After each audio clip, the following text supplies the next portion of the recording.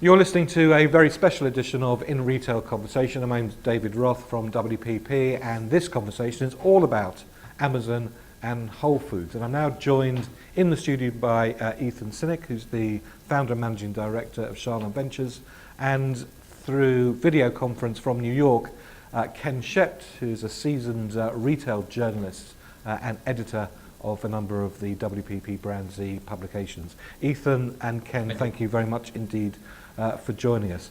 I'd like to get both of you have very interesting perspectives of retail in general. I suppose just to frame the Amazon Whole Food deal in the larger context of what's going on in retail. Ken, let's start with you. Sure, pleasure. I would like to frame this in basically with 3 points. And they would have to do with definition, with culture, and then something that touches on global, and I'll try to do it pretty quickly. On the definitional point, I think what's happened is that retail has outrun its lexicon. So we had all this business about multi-channel, omni-channel, and now we're at the point where it's really beyond channel. It's all about living. It's about going to Alexa, she's helping you do your shopping, or she's shopping for you. So it's extended. The definition really hasn't been created. So I think we're looking at a very, very pivotal point that in a sense is taking place in retailing, but I think it really is larger than retailing and affects the way we live our lives. The other thing the second point would have to do with culture.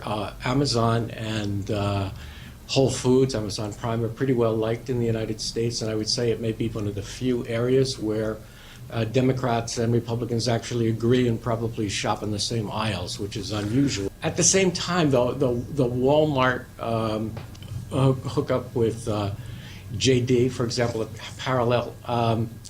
The announcement of the Amazon Whole Foods hookup happened almost contemporaneously with the entrance of Lidl into the United States. Lidl, the German deep discount food brand, which joins Aldi here. So there's a larger change even in the competitive context. And the final point on global, at BrandZ, we're currently doing some work in India. Amazon purchased a very large e-commerce company in India, and it is purported to be looking for a physical, either opening physical stores or purchasing a company that operates physical stores. So I think their learnings will come from all over the place. The initiative is larger than the United States, and the particular interesting point in India is that among Indian consumers, fresh is important. If you put it in the box, people become more skeptical. So to accomplish freshness in India and succeed at it brings a high level of knowledge that would inform what Walmart and Whole Foods do in the United States or anywhere else in the world. So. Ethan, Ken talks about the changes in society, and he talks about the way in which physical retail and virtual retailing are combining, and how the big behemoth of retail, Walmart, is now experimenting and buying a whole series of e-commerce players. How do you see that sort of territory and what we're seeing in terms of what Amazon is doing with Whole Foods in the context of what's going on in global retail? Mm-hmm. Well, I think firstly, this is if we look at this deal, this is the first time we've seen an e-commerce player of any size buy a large physical goods retailer. So it represents a fundamental change. I think previously the direction of travel had been very much that large physical retailers, so traditionally called brick and mortar retailers, were buying into the e-commerce business. And this is the first time we've seen it go the other way. So I think for the broader retail industry as a whole, that's a real wake-up call. Now, to the extent to which that will happen again, we have to wait and see. But I think that's a significant change here. The second thing is that in the studies that have been done with the Coca-Cola Retailing Research Council, where I do some work, we've looked at the barriers to purchase fresh food online. we have to remember Whole Foods is predominantly a fresh goods retailer, right? It's about 2/3 to 70% of what they sell is perishable products. So this is really about changing the way potentially fresh foods work within e-commerce, within first the US market, and then potentially longer term outside of that. But in every market we've looked at where e-commerce is doing extremely well, fresh foods tends to lag behind. The US is no exception to that, and for Amazon this really fills a great need that they have. So I think this fits that broad multi-channel trend or omni-channel trend that Ken refers to, but there are some subtle but important differences in terms of seeing an e-commerce player move into physical retail, and also really looking at the core of this, which is about, can Amazon become a better fresh food or perishable food retailer?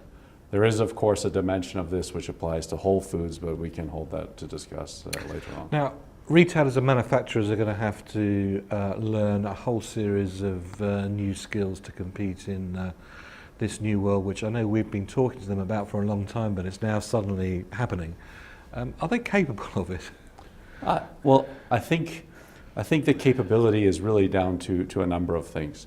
First of all, as it's been talked about quite a bit, but I don't think we can emphasize enough, one of Amazon's greatest capabilities that they bring to the table, in addition to all the amazing engineering, is the time horizon and the investor patience that they've been able to bring. Effectively, they've been able to create a value story for their investors, which gives them what they claim to be a 7-year horizon on any new investment, which is much longer than we see most retail companies be able to think or to invest.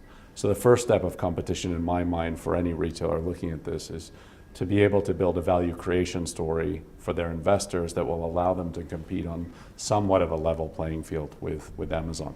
I think beyond that, then it's about identifying partners who can help in this huge ecosystem, whether it's delivery partners that we see emerging around the world, whether it's AI partners, whether it's interface partners, people to build apps. I mean, there's a whole range of capabilities that retailers do need to develop to, I think, compete head-to-head with Amazon. But all of that needs to be done with some kind of focus. I mean, right now what we see across the retailing industry is that retailers are concerned about all of these changes simultaneously, and there's really a need to prioritize and focus on the few things that they need to do to respond to this. Because Amazon, of course, is a fundamentally different animal. And whether you're looking at Echo, whether you're looking at the AWS infrastructure that they have, whether you're looking at the technology in Amazon Go, there are so many things that traditional retailers don't do that Amazon does. It's easy to get lost as a retailer in terms of where they need to start and what they need to change. And therefore, I think it's fundamental that the retailers who are looking at changing because of this, and hopefully most of them are, really think about the few choices that they're going to need to make. And also really focus on very much how to continue to make their stores viable in this world. The last thing I'd say before I hand it over to you is I think this will be as much about how Amazon tries to experiment with changing the Whole Foods store experience as it is about bringing the Whole Foods offering online. But it's very difficult for a traditional business, retailer, manufacturer with short time horizons driven by what the street and the city are expecting, versus an Amazon that's generating, what, $4 or $5 billion worth of cash every year from web services that it can invest in reducing prices across the board. So how, in reality, can traditional manufacturers and retailers talk a different agenda that gives them the space and the breathing space that Amazon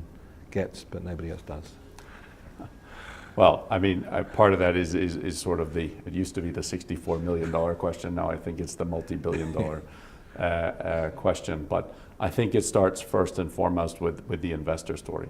I mean, if we look at this deal, for example, Whole Foods is generating roughly $1 billion in EBITDA. When that $1 billion is put into the Amazon world, it's worth roughly 5 times as much in terms of market capitalization. So when Amazon produces $1 of profit, it's considered to be some kind of magic. That pays for dollar it, of profit. pays for it already. Yes, no, and has paid for it already. And I think retailers need to do a better job of communicating the financial value that they're creating in this world, so that they can calm the investors down and get to some kind of level playing field with Amazon. Then it's also really about focusing on what are the profitable expansion opportunities that exist in this world. And when we look at a lot of retailers today, we see them investing in e-commerce and growing e-commerce, but growing their small store, convenience store operations much faster, because those tend to generate much more cash flow immediately. The e-commerce bit is a top-line growth play for most retailers, but just like it is for Amazon, when you look at Amazon Fresh, it's not a huge moneymaker, right? It's not an extremely profitable business. The magic of Amazon is not the profit they make from Amazon Fresh today, it's the profit they make from everywhere else.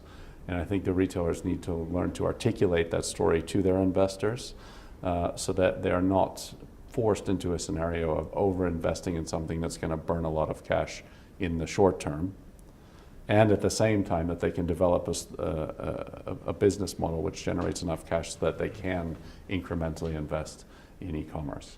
But you cannot expect any retailer who runs a profitable brick and mortar business to invest at the same rate in grocery e-commerce that Amazon does, because the financials just don't work that way. It doesn't favor traditional retailers. In actual fact, what Amazon's done is buy a very profitable grocery business to bolt on to something that's not terribly profitable. So, Ken Schept, if that is the case, and you were the CEO of a grocery business, what would you be doing now?